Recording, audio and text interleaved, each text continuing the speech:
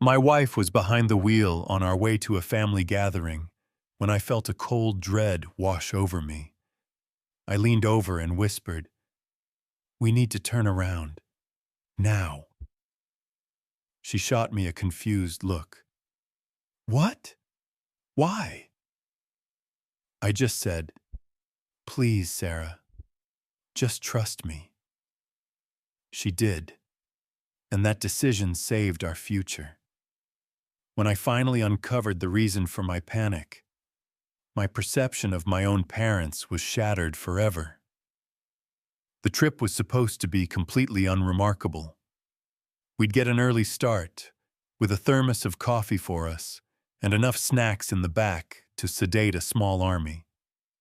A few hours on the highway, a smooth crossing at the Canadian border, and a weekend of obligatory hugs and bland small talk. I was aiming for normal, maybe even a little dull. Sarah always drives. It's partly because my habit of braking at the absolute last millisecond drives her insane, and partly because I get motion sickness if I so much as look at a winding road on a map. In the back, our 3 kids, ages 6, 8, and 11, were in that twilight state between sleep and consciousness, intermittently watching a movie on the tablet and bickering over who was breathing whose air. It was a scene of contained chaos, a typical family road trip. Everything was fine. Not great. Not terrible, just fine. Until I said it. "We need to turn around. Now." At first, she just gave a little huff of laughter, the kind of non-committal sound you make when you assume someone's making a bad joke. "Why?" she asked. I couldn't answer her. I just stared out the windshield as the border crossing signs grew closer. "Sarah, please," I said, my voice tighter than I intended. "Just turn the car around." That's when she knew I was serious. I'm not the type to panic. My factory settings are calm, collected, and mildly exhausted. She's seen me handle a grease fire on the stove with less urgency in my voice. So, without another question, she took the next off-ramp, the final exit before the border. It felt like the road itself was giving us an out. The second our tires hit the exit ramp, a tension I didn't realize I was holding in my shoulders began to release. "Okay," she said, her eyes glancing over at me. "Are you going to tell me what that was about?" I just shook my head. "Just drive for a bit." "Drive where?" "Anywhere. Anywhere but toward that border." From the back seat, my 8-year-old piped up, "Daddy, are we lost?" "We just forgot something, buddy," I replied on autopilot. "What did we forget?" my oldest asked. "Was it my blue teddy bear?" the youngest chimed in. I didn't answer. I couldn't. We drove in a profound silence for what must have been 20 minutes. The miles of pine trees blurring past the window while a heavy sense of guilt settled over me. Finally, I saw a small, unmarked access road. "Pull over here," I said. It was one of those forgotten service roads that don't lead anywhere. Sarah pulled the car onto the gravel shoulder and put it in park. I unbuckled my seatbelt. "Stay here a second." I got out and walked to the back of the SUV. My hands were slick with sweat, and my heart was pounding a heavy, frantic rhythm against my ribs, as if it understood the danger before my brain could fully process it. I took a deep breath, popped the trunk, and heaved the blue duffel bag onto the ground. You see, I always thought I was the anchor in my family. Not just the guy who pays his mortgage on time and remembers to change the oil in the car, though I do that too. I thought I was the stable one, the one who didn't create drama, who didn't lie for sport, who tried to be the voice of reason. But looking back, I see the truth. Being the responsible one in my family wasn't about being an anchor. It was about being a shield. They didn't want my help. They wanted my cover. It all started when I was a boy. My parents, Richard and Eleanor, operated on the belief that success wasn't about what you had in the bank, but what your neighbors thought you had. It was all about the image. As long as the lawn was manicured, the car in the driveway was new, and you brought the expensive wine to dinner parties, you were successful. It didn't matter that the credit cards were perpetually maxed out, or that there were hushed, frantic arguments about bills after I went to bed. The official story was, "We're doing great." The flow of money was unpredictable. Some years were lean. I remember having cereal for dinner more than once because my parents were working late. A phrase I later understood meant they were avoiding coming home to an empty pantry. But other years, they were flush with cash. A sudden windfall would mean a new boat or a lavish vacation. The spending never stopped, regardless of their bank balance. I once asked my dad why they didn't save money during the good times. He just laughed and said, "Son, you don't need to save when you know how to make things happen." I was 10. My brother Leo was the one who truly inherited their philosophy. He was the golden child, the charismatic salesman who could talk anyone into anything. He lived on the edge, constantly chasing the next big deal. My parents adored him. They understood him. He was like them. I wasn't. I was the boring one, the cautious one. Too serious, they'd say. My mother once told me my biggest flaw was that I mistook stability for a personality. And for years, I believed her. When you grow up in a house built on a foundation of appearances, you learn that love feels conditional. It's something you earn by being useful, by staying out of trouble, by being the reliable one. So I played my part. They'd call me to help with taxes or to look over a confusing contract.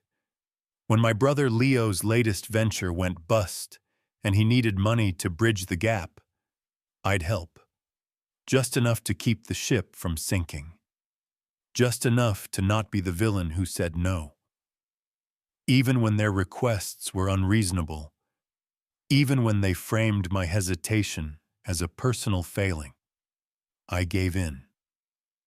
Because they were my family, and fighting with them felt harder than just complying. But that changed about 4 months before the trip. My nephew, Leo's son, was having a hard time at school. He was being bullied and was becoming anxious and withdrawn. My parents called me, explaining that a therapist had recommended a specialized private school. It was an exclusive, life-changing opportunity, they said. It was also incredibly expensive. They'd gotten him accepted, but they needed help with the non-refundable deposit. They swore they'd pay me back. My heart sank. I love my nephew, but I knew this pattern. This was another fire they had started, and they expected me to put it out. For the first time, I said no. I said it calmly, carefully. I can't. I'm sorry. We have 3 of our own kids and private school isn't in our budget. I can't do it. They didn't argue. They just went silent. Then my mother's voice turned icy. I see. I should have known. You have your priorities. We didn't speak for weeks. Then, suddenly, the family reunion came up, and it was like nothing had happened. They were warm and cheerful. They were so excited to see us. Everything was fine, they said. They'd figured things out. I didn't press for details. I was just relieved to not be the bad guy anymore. A few days before we were set to leave, they asked for a favor. Their car was packed, they said. Could we take one extra bag for them in our SUV? Sure, I said, not thinking twice. The morning of our departure, my dad, Richard, came out with a blue duffel bag. This is it, he said with a grin. You're a lifesaver. I took it, tossed it in the trunk with our own luggage and the kids' backpacks, and didn't give it another thought. I didn't question why a family that was broke a month ago was suddenly so carefree.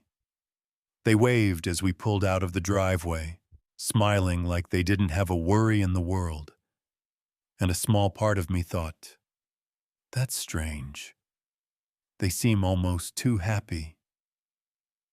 I zipped open the duffel bag on the side of that forgotten road. I pushed aside a folded jacket and saw it.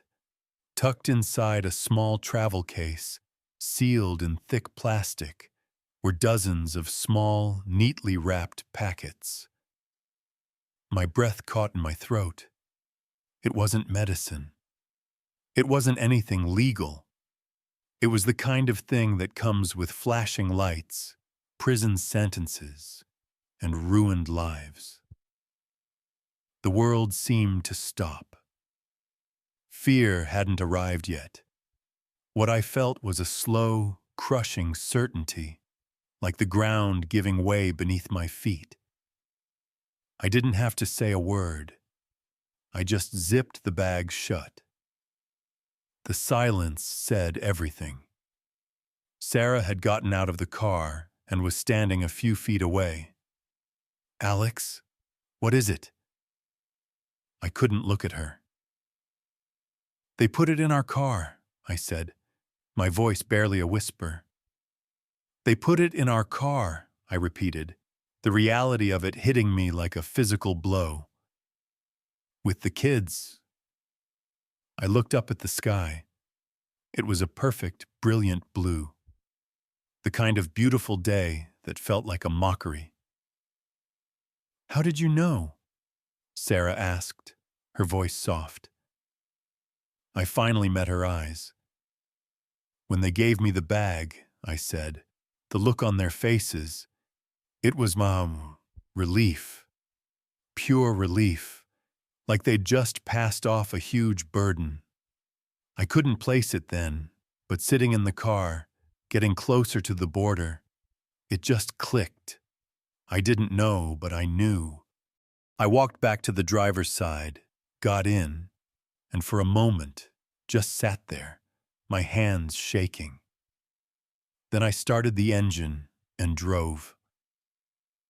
We drove aimlessly for an hour. My phone started buzzing relentlessly. My mother, my father, my mother again. We ignored it. We knew what the calls were for. Where are you? Is something wrong? Where's the bag? Without discussing it, we both knew where we were going. I drove to their house. The porch light was still on from the night before. I got out, walked to the trunk, and pulled out the duffel bag. Sarah followed. She found the spare key under the ceramic gnome by the door, the same place it had been for 20 years. We walked inside. The house smelled of stale coffee and air freshener. We placed the blue bag right in the middle of their living room floor, a silent, undeclared bomb. We walked out, locked the door behind us, and got back in the car. Not a single word passed between us. Later that night, after we were home and the kids were asleep, I finally answered my mother's call. Her voice was syrupy sweet, impossibly cheerful. "Oh, honey, we were so worried. You just vanished." I said nothing. "Is everyone okay?" she pressed. Silence. "Alex, where's the bag?" I let her question hang in the air. Then I said, "We dropped it off. It's at your house." I paused. "If it was that important, maybe you should have carried it yourself." There was a flicker in her voice.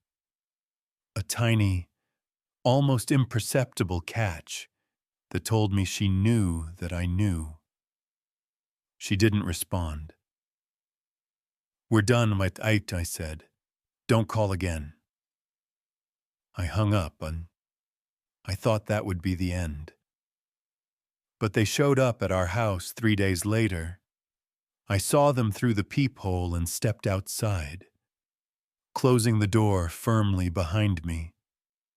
They stood on my porch, acting as if they hadn't just tried to use their own son as a drug mule. "We just wanted to clear the air," my dad said. My mother added, "We didn't know you would react like this." There it was, the blame shift. "You mean about the drugs you put in my car?" I asked, my voice flat. "With your grandchildren in the back seat?" "We were desperate," my mother said, her voice cracking. "You wouldn't help us." The same old excuse. My boundaries were the problem, not their choices. "You didn't just betray me," I said, my voice dangerously calm. "You risked my children, my wife, my entire life." I looked them both in the eye. "We are done. You will not see the kids. You will not come here. This is over." My mother opened her mouth, a smug little smile on her face.